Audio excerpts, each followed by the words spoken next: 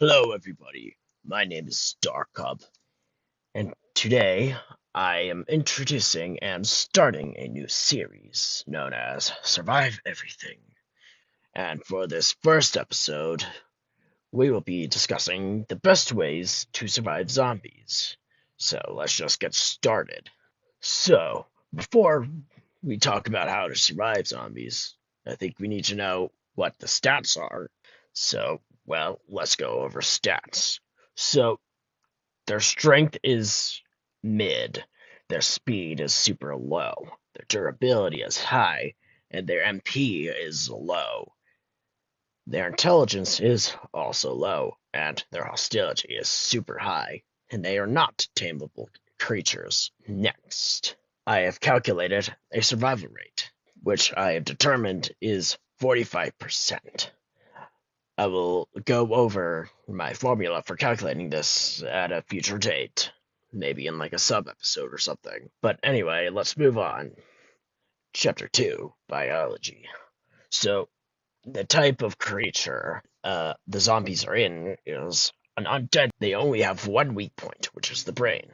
Now, for some information, zombies are humans infected with the 26C PRD, aka the 2026 Cannibalistic Post-Mortem Reanimative Disease. Now, contrary to popular belief, if you get bitten by a zombie, you will not be turned into a zombie. Rather, your chances of becoming a zombie after death increase by 75%.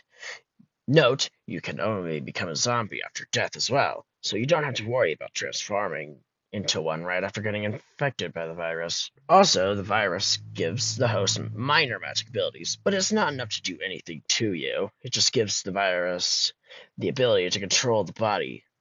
Also, on a technical scale, the zombie is just the virus, not the corpse. Then after it infects the host, it will fully emerge with the host's brain, making it the new source, which is why you can only kill a zombie if you damage the brain enough. Last thing for this chapter, only humans can become a zombie, but a zombie will eat just about any flesh being, so keep that in mind. But at least there won't be any Titan zombies roaming around. Who knows what would happen if there were? Probably wouldn't be very good. Now for chapter 3, their line of thinking and their abilities. Zombies, before infecting a host, have only one goal: to find a perfect host that will support them for a long time. But in this stage, they don't have a brain, therefore they cannot think, meaning this is all done out of instinct. However, after they infect a host, the virus merges with the brain, which makes the brain dumber, like much dumber. However, it does give the virus sentience, but a pretty weak one at that. It won't feel bad after it eats you alive. As for how they actually think, well, they only care about one thing: food. They are actually, quite literally, one of the best examples of gluttonous creatures. The only thing they won't eat are other zombies. In fact, most of the time they hunt in packs. Now, for abilities, they don't have many, however there are a few ones that I feel like should be mentioned. First, high-level coordination. They are very high coordinated, and that's one of the only other few things their magic ability does. Next, they can survive without vital organs, excluding the brain. This is because the vital organs are dead. They don't actually work at all anymore. The only thing that's actually active in their body is their brain. Third, they have imperfect voice mimicry. Yes, you heard that right. They can mimic a voice, but it will always sound a little bit off. Like you'll get like a feeling of a little bit of I can't say the word existential dread from like you'll get like a feeling of a little bit of existential dread from hearing the zombie's voice mimicry. And the last one is they actually literally have bottomless stomachs. They can never eat enough. They will never get full. Their stomachs will never explode.